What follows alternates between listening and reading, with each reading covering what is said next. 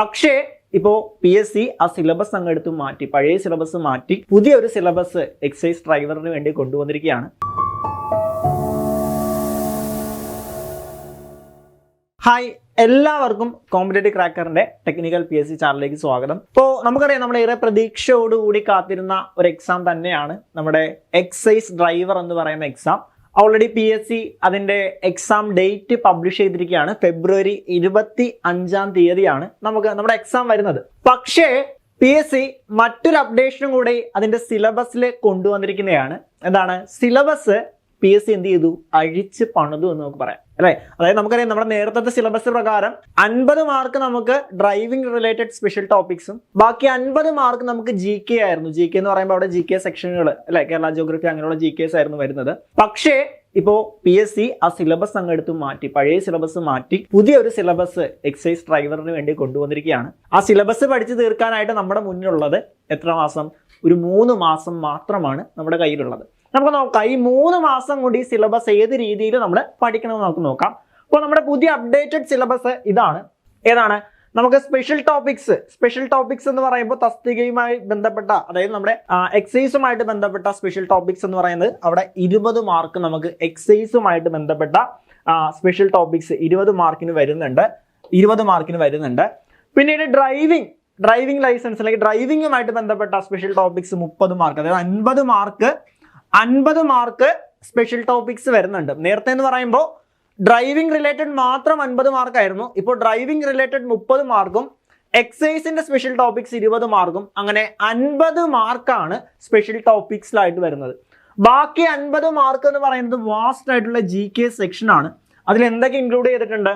Current affairs 10 mark നമുക്ക് add ചെയ്തിട്ടുണ്ട്. 10 മാർക്കിന്റെ കറണ്ട് അഫയേഴ്സ്. മാത്സ് ആഡ് ചെയ്തിട്ടുണ്ട്. നമ്മളെ പഴയ സിലബസ് പ്രകാരം ഉണ്ടായിരുന്നില്ല, പക്ഷെ പുതിയ സിലബസ്, അപ്ഡേറ്റഡ് സിലബസ് പ്രകാരം 10 മാർക്ക് മാത്സ് ആഡ് ചെയ്തിട്ടുണ്ട്. പിന്നീട് കലാകായികം സംസ്കാരം പുതിയ സിലബസിലെ ആഡ് ഓൺ ആണ്. നേരത്തെ ഉണ്ടായിരുന്നു, ഇപ്പോഴും അതുള്ള സിലബസ് തന്നെയാണ്.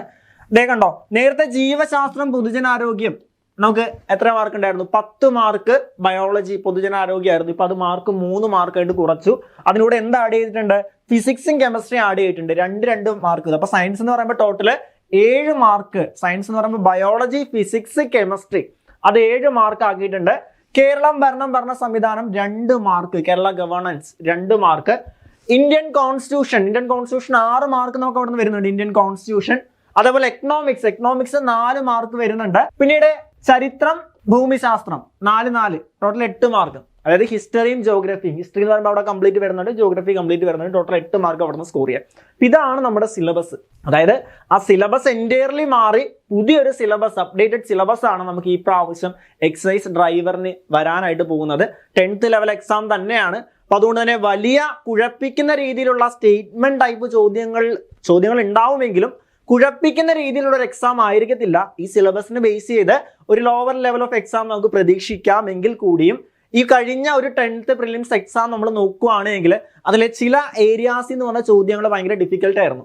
അപ്പൊ അതുകൊണ്ട് തന്നെ ഈ ഭാഗങ്ങൾ പഠിക്കുമ്പോൾ വളരെ കൃത്യമായിട്ട് ഇനി പ്രിപ്പയർ ചെയ്യാനായിട്ട് നിങ്ങൾ ശ്രമിക്കണം. അപ്പൊ ഇതിന്റെ കോർ ഏരിയ, ഒരു പുതിയ സിലബസ് വന്ന ഉടനെ നമ്മൾ ശ്രദ്ധിക്കേണ്ടത് അതിന്റെ കോർ ഏരിയ എന്താണ് എന്നുള്ളതാണ്. അപ്പൊ തീർച്ചയായിട്ടും ഇതിന്റെ കോർ ഏരിയ എന്ന് പറയുന്നത് ഈ 50 മാർക്ക് തന്നെയാണ്. ഇതിന്റെ കോർ ഏരിയ എന്ന് പറയുന്നത് 50 മാർക്ക് സ്പെഷ്യൽ ടോപ്പിക്സിന്റെ 50 മാർക്ക് കോർ ഏരിയ. പിന്നീട് മാത്സിനും കറണ്ട് അഫയേഴ്സിനും ടോട്ടൽ എത്ര മാർക്കുണ്ട്? 10 മാർക്ക് വീതം വരുന്നുണ്ട്, അല്ലെ? Maths, mental ability, current affairs, അതായത് ടോട്ടല് ഈ ഒരു 70 മാർക്കാണ് ഇതിന്റെ കോർ ഏരിയ എന്ന് പറയുന്നത്. ബാക്കി വരുന്ന 30 മാർക്ക് വാസ്റ്റ് ആയിട്ടുള്ള സിലബസ് ആണ്.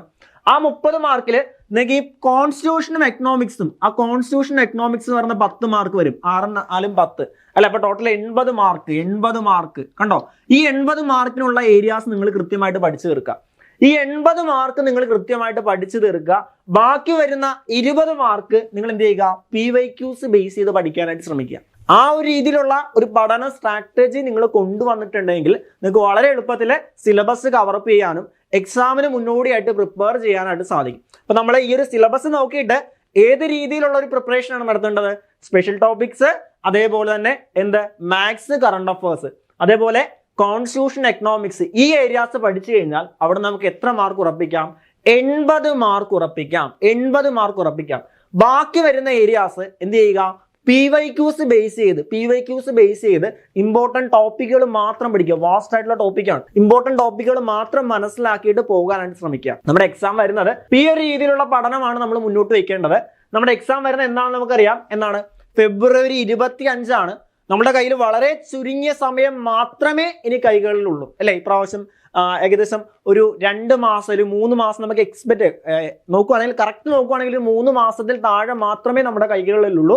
ആ സമയം ഈ ഒരു രീതിയിലുള്ള പഠന സ്ട്രാറ്റജി ഉണ്ട് എങ്കിൽ നിങ്ങൾക്ക് കൃത്യമായിട്ട് സിലബസ് കവറപ്പ് ചെയ്യാനും കൃത്യമായിട്ട് എക്സാം നല്ല രീതിയിൽ അറ്റൻഡ് ചെയ്യാനുമായിട്ട് സാധിക്കും. അപ്പൊ അതിന് വേണ്ടിയിട്ട് നിങ്ങളെ സഹായിക്കാനായിട്ട് ഏറ്റവും പുതിയൊരു ബാച്ച് നമ്മൾ സ്റ്റാർട്ട് ചെയ്യുന്നുണ്ട്. നമ്മുടെ എക്സാം ഡേറ്റിൽ മാറിയ സിലബസിനനുസരിച്ച് മാറ്റത്തോടുകൂടി പഠിക്കാനായിട്ട് നിങ്ങളെ സഹായിക്കാൻ ഒരു പുതിയൊരു ബാച്ച് നമ്മൾ സ്റ്റാർട്ട് ചെയ്യുന്നുണ്ട്. അപ്പോൾ ആ ബാച്ചിനെ കുറിച്ച് കൂടുതൽ അറിയാനും അതിന് എൻക്വയറിക്കും വേണ്ടിയിട്ട് എന്ത് ചെയ്യുക? താഴെ കാണുന്ന നമ്പർ നിങ്ങളെ കണക്ട് ചെയ്യുക. മറ്റൊരു സെക്ഷനുമായിട്ട് നമുക്ക് വീണ്ടും കാണാം. Thank you so much.